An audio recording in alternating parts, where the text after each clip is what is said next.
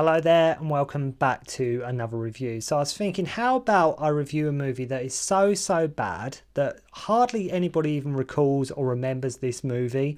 It's seldom ever mentioned. A film that features kung fu kangaroos in a fantasy setting and directed by the same person that brought us the fantastic Bride with White Hair. So I thought, why don't I look at a film like that?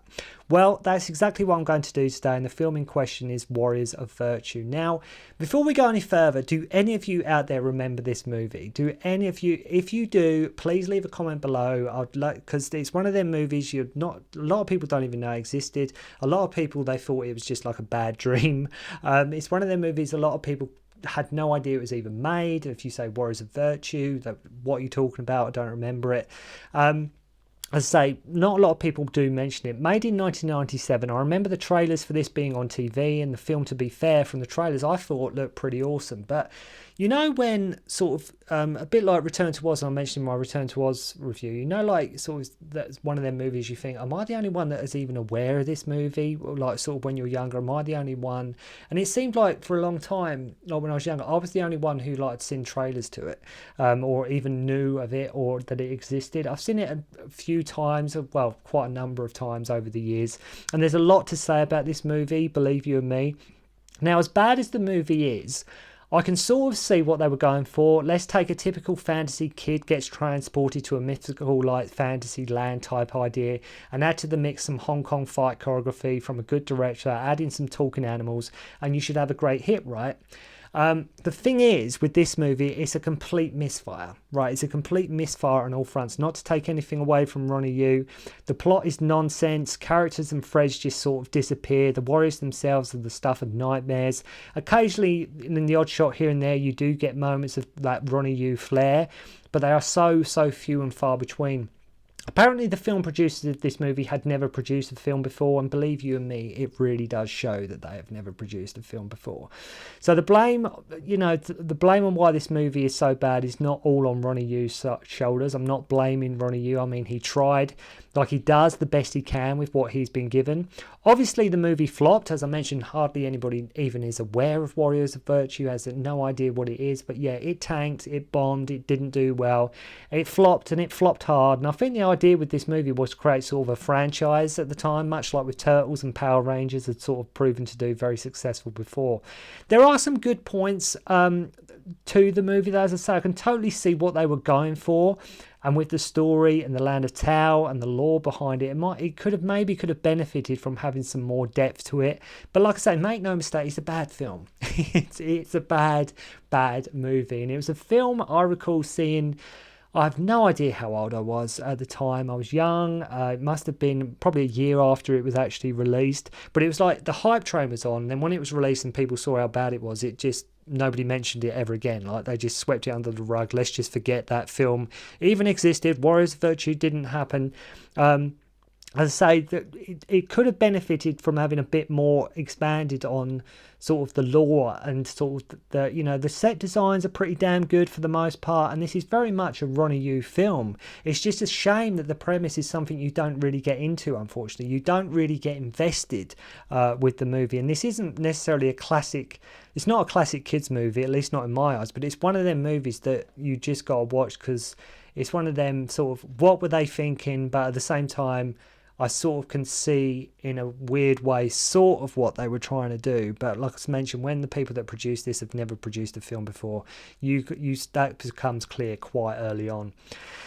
And I think that was the problem I had as a kid. I wasn't into it. I didn't like it. I didn't hate it. I just wasn't invested. I just wasn't into the film. It was just one of them movies. To be honest, it probably could have done without the Ryan Jeffers character, and we just have a film without a small town American boy getting transported, and they should have just had set it in the land of Tao without the kid getting transported. Maybe that could have benefited a bit more. But, the thing is, for all of that, for all its faults, it's still a film I remember for two things. One, bringing Hong Kong kung fu and filmmaking not only to a Western audience, but to a kids' audiences too. And two, for being probably one of the most ambitious debuts from a Hong Kong director. And on their merits, Warriors of Virtue is still worth checking out. I'm not saying I advise it, but it might be worth a go if you've just got some time to kill. So we meet this kid, Ryan Jeffers, and he has like a disability in his leg and wears like a leg brace and loves his comics, and he's a bit of a daydreamer and wants adventures, the kind of thing that we get used to sort of when there's a kid and you know they're about to go on a big fantasy adventure journey. For some reason, he is really chummy with the owner of a Chinese restaurant, Ming, played by Dennis Dunn, who I'm sure you will all remember from Big Trouble in Little China by John Carpenter. Never explained why these two hang out or know each other, so I guess he's just ordered loads of takeout from there. So he tells him of this land called Tao, an ancient Chinese warriors. Let go of your limitations. Imagine a world where these ancient warriors use the forces of nature as their weapons. Right. Again, what? It's like he's just talking. Like it's like, right, so you're telling me this land of Tao, it's like it's where dreams come true, and ignore your limitations and things like that. What are you talking about? Like, what on earth? You're given no context as to what Tao is, really. So Ryan is also the water boy for the football team. Ryan calls the play and the strategy, and we have like a slow motion victory celebration of his team winning. So after the game, the local bully and jock Brad, I think his name is, if I recall, invites Ryan out to hang out with him, and because you've got to be cool, right? You've got to go out with the local jock and the local guy in the football team. So usual thing with these movies, the kid wants more from life, the parents are too busy from him, has to eat dinner alone. You can sort of see where it's going. You think like along the lines sort of never-ending story, sort of where Bastian sort of lost his mum.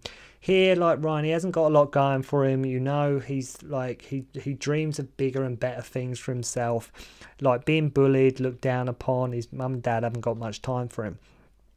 But his mum does give him money to get some food from Ming's. For some reason, Ryan always goes through the kitchen entrance for whatever reason. Guess they don't deliver. So Ming shows him this cocoon he has. What on earth is this guy? He's hanging out with this kid, right? And he shows him like this cocoon he has in this jar. And he's like, we're all cocoons, Ryan, and we're just waiting to fly. Now, with what this Ming, like Dennis Dunn's character, not taking anything away from Dennis Dunn, but what his character is talking about Tao, and it's like, ignore your limitations. By the way, here's a cocoon I've got in a jar, and things like this. It's like we all want to fly, and it's, what are you tripping? What are you on about? Just talk to me. I've just come to get some food. I've just come to get some takeout. Look, he's talking like this, and he says, not sure what. I'm sure not sure what he's taken, he's smoked, or he's snorted, but he's out there talking about cocoons. You've got to fly, and the Chinese warriors, and you can be like them. You just have to believe. Sorry, what are you on about? What are you talking about? Then to top it off, he gives him this book of Tao, which will help Ryan find his true self. The thing is, at the end of the movie, with Ryan, the character arc, he's very much the same kid at the end as he is at the start. There's no expansion on the Ryan character whatsoever. This isn't really a rant, but I can feel and hear myself getting more angry as I'm talking about this movie, so I will try and dial it back a bit. But at the end, he's still very much just Ryan Jeffers at the end as he is at the start of the movie. He doesn't learn anything, really. You don't think he really grows as a character. So him and his friend Chucky go to meet the bullies, and he's like, they're going to make a hot. I do like how at one point his friend Chucky says they're going to make hot dogs out of our wieners, and this is a kids movie, remember? So I thought that line was quite funny. So Brad wants Ryan to walk across this metal pipe at this like water plant that is over a whirlpool to graffiti his name on this wall. So we get the usual 90's dialogue like, Brad, come on Ryan, don't you want to be cool, and things like that, as these bullies often say. So of course he falls in, and then he wakes up in the land of Tao, and this is where the film just forget. As I say, the set design is fine. I think the set design is more than passable. It does what it's meant to do. But we get to the land of Tao, and more importantly, Ryan's dry for some reason as well. And as soon as he lands, some of these bad dudes try to spear him, and he is saved by a mystery figure. His leg is working perfectly fine now, and he can walk and run. And the filmmakers don't do anything with this, though. Like, he's had trouble walking, and now he doesn't. That's it. Like, he has a disability, and now he doesn't have a disability. And that's all they have to say about that. That's all they have to say. Like, he couldn't walk and run, like, couldn't walk properly or run. Now he can. As I say, the sets, the film, the credits, to the film's credit, the sets are not bad, and probably the best thing about the film. He is found by this woman, Alicia, played by, I think Marley Shelton is her name, I could be wrong, who tells him the people that tried to attack him were Komodo's men, and she flies him away. So the people from earlier managed to get Ryan's bag, and they present it to, I think it's Angus Macfadyen's evil, I think that's how you say his name, Angus Macfadyen. He's evil warlord, he's Komodo, he's like the big bad villain of the piece. He's like the, as I say, he's the Palpatine of the piece, if you will. He's like the Darth Vader of the piece. He's really hamming it up here as well, by the way, and he actually does seem to be having a bit of a blast doing so. They find the book and wants him brought to him. As I say, the thing with Tao is nothing's really fleshed out. Going back to what I said earlier, there's no rhyme or reason to this place. We have kangaroos, there's humans, there's other creatures. Where is Tao in the world, and where are we? Are we in a different dimension? Where is Tao? Who are these people? Then we meet Master Chung, played by Chao-Li, who was also in Big Trouble in Little China, and he was in Battle Creek Brawl with Jackie Chan in 1980, if I recall. It's him who is Jackie Chan's sort of dad in Battle Creek Brawl, or Big Brawl as it's sometimes known. And he's like the leader and local mystic and master, if you will, in this movie. So as always, the book is the key. The book is always the key. I'll tell you actually, on the subject, another film that nobody ever sort of recalls from sort of like early 90s or mid 90s sort of. Do anybody remember The Page Master with Macaulay Culkin? That was a film that sort of was around, then as soon as it came out, it just sort of disappeared completely. But anyway, so as always, the book is the key, and Tao is the book of legend. Again, what legend? We need it fleshed out more. It's the book of legend. What legend are you talking about? Then we find out Komodo has been mining the life springs, so he stays young. Why not throw in some life springs? Don't just chuck in some life springs for all I care. So Alicia, the girl that found Ryan, is like, not even the warriors of virtue can stop Komodo. And Ryan, his response to that line is, he goes, warriors, kung fu, like that's his reaction to that. See, I was thinking now he had no physical limitations, he would be learning kung fu too. Not the case. She explains they are ruse and they are sort of like guardians of Tao, I guess. Yun, their leader, has gone off and there are only like 4 of the 5 warriors. It's a shame, as I say, that the warriors were not the main focal point of the story. Then maybe we could have learnt more about them and of Tao, but all takes a back seat, unfortunately, to Ryan. I think, unfortunately, if the kid in this would have been taken out of it and they'd have just gone whole hog and done just a fantasy film, let's just set it in a fantasy setting, we don't need sort of the Alice in Wonderland, Alice through the looking glass thing going on with it. I think in many ways that might have aided it. It might have not worked, but it would have been interesting if they took the Ryan Jeffers character out of it. So Chung is like, where is the book? And he is like, the name is Ryan Jeffers. Now show me the warriors. And this kid is, the way he says that, he's so demanding, so demanding. We have Lai, who uses bow staff and is like his sort of element of wood. Shun uses sword and his earth. Chi uses like a fire rope and his fire, obviously, and Yi uses like a kung fu metal hoop and his metal. Yun, the leader, is water, but he has lost the will to fight. We learn it was Yun who saved Ryan when he arrived at Tao. And Ryan is like, he's looking at them sort of practicing with their weapons and everything. He's like, God, they're so cool. I think that's the filmmaker's way of saying, please let the audience think they're cool as well. Like, Kung Fu Kangaroos, coolest thing ever. I think it's one of them things where the producer of this thought they were cooler than anyone else did. You know what I mean? I think like the people that come up with this idea, sort of, let's have Kung Fu. Let's get a Hong Kong film director to come over direct this thing. They will have like Kung Fu Kangaroos. But you just always got the impression the filmmakers and the people behind this movie thought they were cooler than what anybody else on the planet did. It's like, the only snag of that is you've got to get the audience on your side. It's all well and good if you think they're cool. It doesn't mean every bystander that goes to see your film, pays a ticket to see your film, is going to think they're cool too. So Ryan starts to get chummy with Alicia. Yi doesn't speak because of all the suffering that has happened, who I think was actually played by Doug Jones. I think it was Doug Jones did have something to do with this movie. Ryan gets kidnapped and Yun saves him yet again, and we learn actually he killed someone, Alicia's brother, but the warriors don't kill, which is never explained any further. It's not resolved or expanded upon. She says like he killed her brother, and that's it. That's sort of what happens. And you never see Dennis Dunn anymore either whilst we're at it. Like, he goes completely as well. The Ming character, he completely disappears. So what do you do? Well, like, so here, Ryan's just been saved. So what do you do when someone just saves you? Do what Ryan does and just start calling him a coward and wimp and say things like, no wonder they gave up on you. Dude, you've been in town for literally 5 minutes. You're getting involved with their sort of domestics. It's obviously something that's very important to them. And you'll just have no right to, out of nowhere, to just come up to this guy who saved your ass twice. And then you're calling him a wimp and a coward and saying, no wonder they gave up on you. He has saved your life twice, Ryan. Be grateful. But yeah, he just sort of bad mouths him right away. He saved your ass twice. So after like his guilt trip, Yun returns, he's reunited with the other warriors, everyone around the village saying, yeah, Yun is back, Yun is back. And we are all in the audience going, whoopee, Yun's back. You know, it's like, great. I do like how someone asked us, you know, when they asked Komodo, why don't we just destroy the manuscript? And he's like, it can't be destroyed. And he's like, the book will help us get to another world when I've used all the life springs. Again, okay, what does that even really mean? And he needs Ryan to read this manuscript, apparently. He needs Ryan to read it because he can't read. Or, no, the pages are like blank and he needs sort of Ryan to read it. So it turns out Alicia is now on Komodo's side after Yun killed her brother. So this dwarf Mudlap tells Ryan he has taken the manuscript from Komodo. And it's all a trap as Ryan gets kidnapped again. Chung intervenes to try and save him from General Grillo.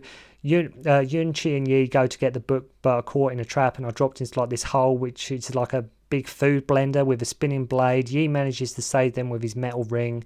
Chun says to Ryan, help the ruse and you will go home. And now another word, kung, is thrown in that he says is your energy and your inner strength. Again, what are you talking about? There's no context. They're making these words and this lore up as they go along. It's almost like they've got these things, but there's no establishment there. There's no sort of backbone to them at all. There's no sort of, like I say, lore or story behind it at all. It's just like words, Tao, Kung, and Chi, Yun, all these things. They're just sort of thrown in there. So that's like, say, Kung is like their inner strength. Oh, by the way, if you forget which ruse is which, it doesn't really matter at this point. So Komodo turns up and comes after Chung himself, and the fight sequences do border on Bride with White Hair vibes, just nowhere near as good. So of course Chung gets killed, Komodo gets Ryan, and the village is taken over. Shun and Lai doing their best to fight and defend it, with Gorilla at one point shouting stupid ruse over and over.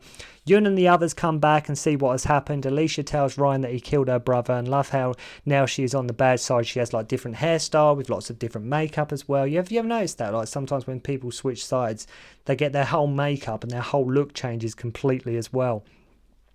So Komodo gets Ryan to read the book so he can go home, and he says shit happens and he can't read it. He runs off with the book after being sort of saved by Alicia, who again we never see or hear from again. Characters are there, then they just disappear. They have this whole thing that's built into something with her brother who was killed. Then Alicia just sort of disappears. She just absolutely disappears.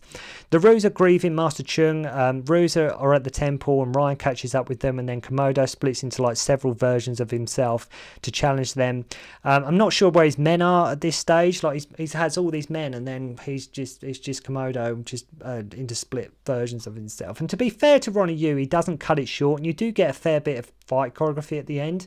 And like I say, I'd imagine if you saw this, I mean, when at the time, I thought I was going to love it, and I thought I just wasn't invested. And that's what the film really suffers from. It doesn't draw you into it in any way whatsoever. So after some fighting, the warriors sort of put their medallions together. Ryan sort of sacrifices himself so Komodo will use all his energy, and he is defeated, who now is like a good guy and not evil. He doesn't die, he just becomes a good guy. After all this, pats on the back are done. Ryan wakes up back on the pipe where the movie started. He doesn't cross. Brad gets trapped on the other side. He goes home and he's like, Mom, I love you. And then goes to talk to his dog about Tao. And that, as I say, doesn't learn anything. There's nothing that really happens in the movie. So sort of where were we? What happened to Alicia? What happened to Dennis Dunn? Can you explain Kung more? Did Ryan actually fall in the water, or was it just a vision? Where exactly is Tao? What did Ryan learn? So many questions. So many questions with this movie. This could have been like an hour-long rant. But if you do remember Warriors of Virtue, if I can say it right, if you do remember Warriors of Virtue, if it is a film you have seen, let me know what you think of it, because it seems like I know checking around the internet, people still know of this movie, but if you do recall seeing it back in the day, or if it's a film you even saw at the cinema back in the day, let me know, and let me know what you think of Warriors of Virtue. And there was also a sequel as well, which I'll get round to reviewing very soon. So thank you very much indeed for watching. Hope you enjoyed the review, and I'll see you again soon. Don't concentrate on the finger or you will miss all that heavenly glory.